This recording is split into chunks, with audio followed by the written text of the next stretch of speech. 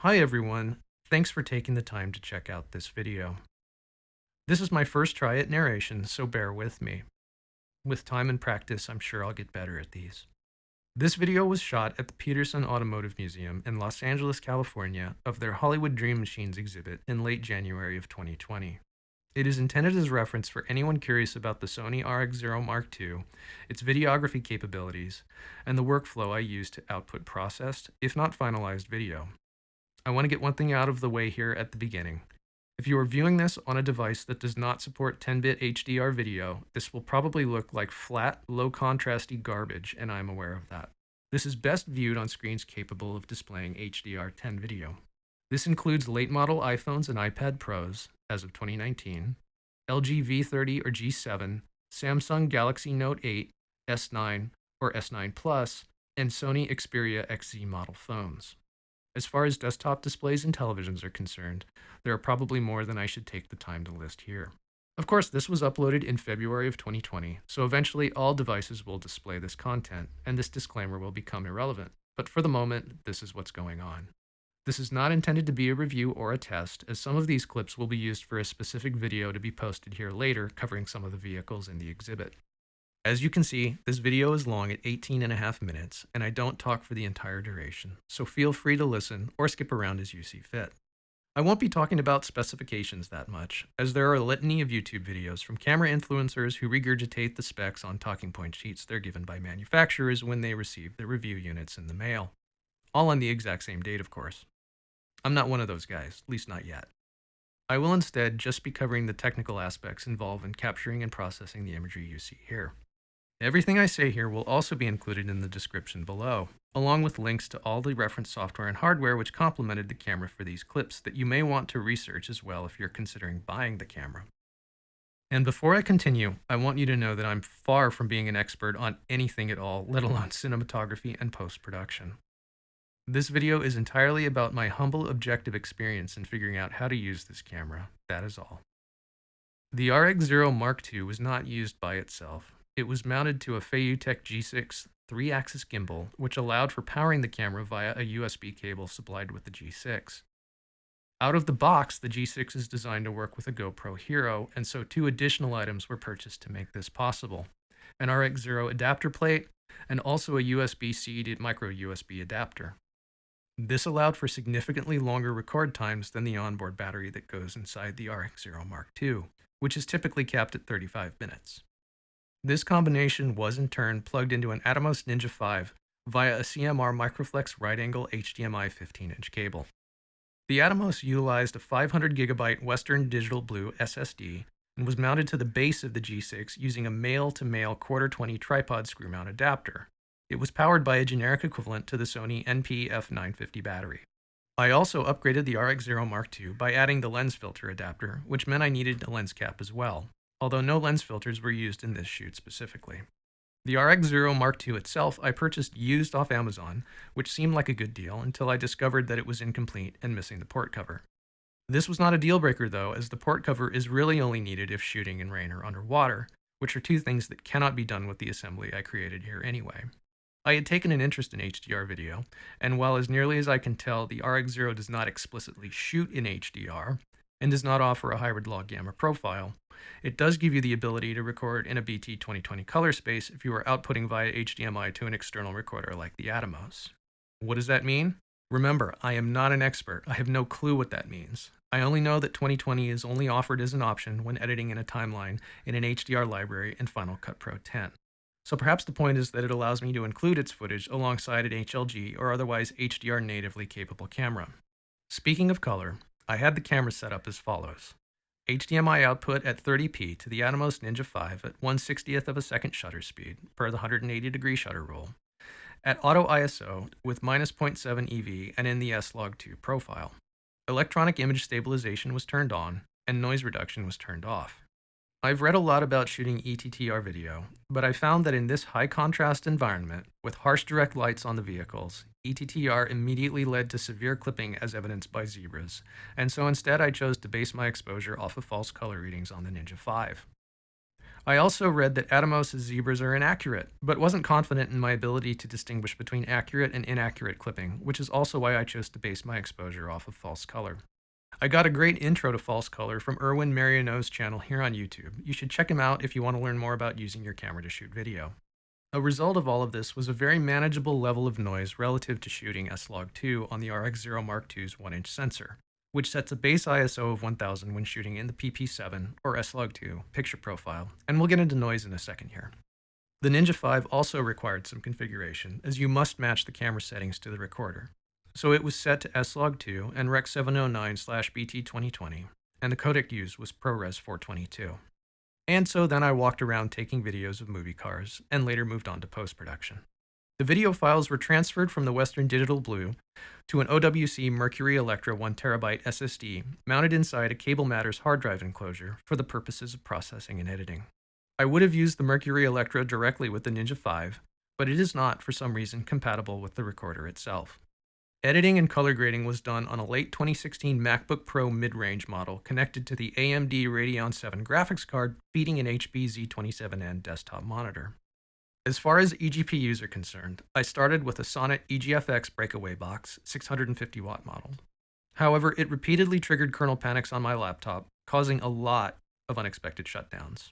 I presume this is because it was possibly defective, or alternately, was not powerful enough to run the Radeon 7. Regardless of the reasons, I switched to a Razer Core X Chroma, and it seems to have solved the issues with kernel panics and shutdowns. My NLE of choice is Final Cut Pro 10, not necessarily because I think it is better than other offerings, but it is certainly easy to use and native to Apple hardware, and also is a one-time purchase. Nor does it cost a lot of money and is consistently updated, unlike Adobe, which relies on subscriptions. Final Cut Pro basically gets cheaper with every month you use it. Adobe Premiere, which is just as, if not more capable, never gets cheaper. There are, of course, pros and cons to everything. Since I had shot these videos using the PP7 S-Log2 picture profile, LUTs were going to be a helpful tool in balancing out exposure and colors, and after digging around a little, I opted for the Leeming LUTs for Sony A-series cameras. I'm not entirely positive these LUTs were worth it, as Final Cut Pro does have a built-in LUT for S-Log2, but the cost was bearable, and I'm still so new to color grading that I can't and really don't have an opinion on such things. Yet. As I learn more about leveraging lookup tables, perhaps I'll find more value in the Leemings than I do at the moment. Noise was noticeable, quite noticeable, but it wasn't like 2-grit sandpaper either, which is what I was expecting, and so I used Neat Video version 5 to filter it out, pretty much completely. In some cases, I got a little slider happy with Neat Video, and yes, some of this footage is a little soft, in some cases very soft. But this is also my first real attempt with this plugin, and I personally prefer less to no noise at all. In addition to the Neat Video noise reduction, I applied a Final Cut Pro Sharpen filter at a level of 0.75 to all clips, as well as image stabilization, without making changes to the default stabilization settings. As you can see, sometimes the digital stabilization was too aggressive, but I will be cutting around those clips for the subsequent edit I'm working on. To record this audio, I opted, for convenience sake, to record this voiceover using Logic Pro 10. With offerings like Audacity, it may seem like overkill, but I record these things at home, and no matter how hard I try, I cannot record noise-free audio, and so I needed something that could do a more than decent job of filtering noise out. And so that's why I went with Logic Pro. Also because of the price to feature setup offered. I don't know if you've been able to hear it, but this whole time I've been recording, there have been planes flying overhead and birds chirping outside. It's kind of annoying. I need to figure that out. I wanted to make the most of the video I could capture using a compact action camera and gimbal. And I consider what you see on the right to be the best I could achieve at this time and with my level of experience, with the raw video, i.e. the bare minimum, being on the left, effectively before and after. The only processing done to the video on the left side of this frame was stabilization in order to align it with what was on the right side. Other than that, it is what was captured by the Atomos from the RX0 Mark II's clean output as I shot it. Rendering out the video in a 10-bit HDR color space at 4K resolution did take some time, although the Radeon 7 cut that time back dramatically. While Final Cut Pro does give the option to specify which GPU should be used for rendering and sharing videos, it won't use that GPU at all unless you utilize plugins that trigger the GPU.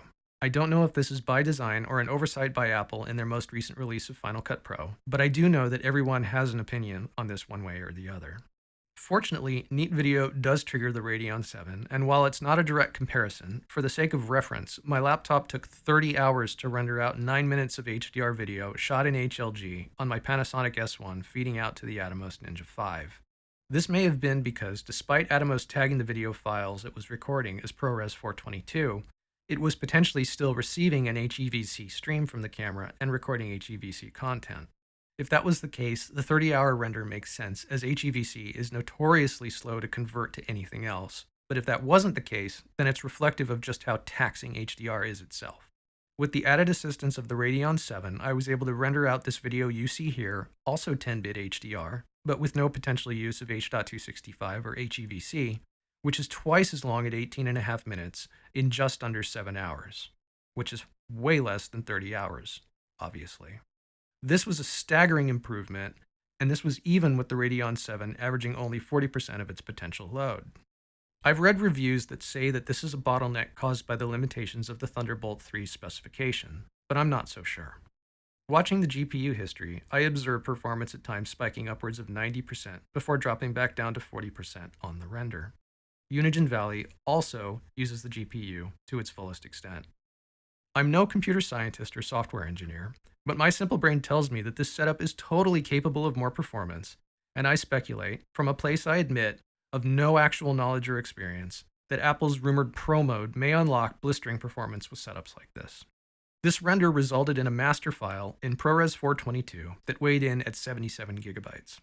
On the one hand, I figured I could be patient and wait while a video like this uploaded to YouTube, but my broadband connection isn't exactly quick, so instead I went about trying to encode the video. Unfortunately, at least with my laptop, it couldn't be done. Reinforcing research I had done, it could not be compressed as a 10-bit HDR video using X.264, and I came up against two issues with X.265. Those issues were as follows. As nearly as I have been able to determine, there is no encoding utility for Mac that is free or a one-time purchase that can encode a 4K 10-bit HEVC video file.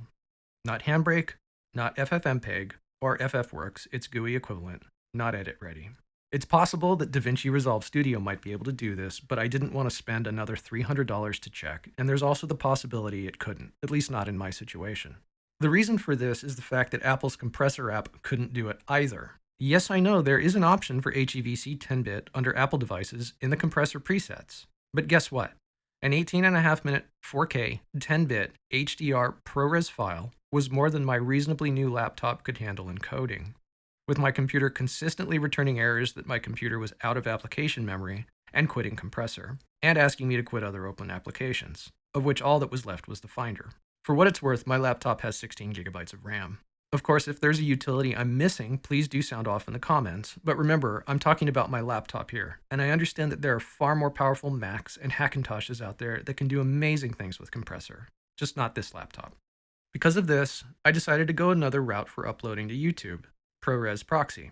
ProRes Proxy seemed to offer a good balance between file size and quality, and easily uploaded to YouTube. So while yes, YouTube has done its own compression, what you're looking at here is YouTube's presentation of 10-bit HDR, assuming you have it set to that in your quality settings and are viewing on an HDR-compatible device.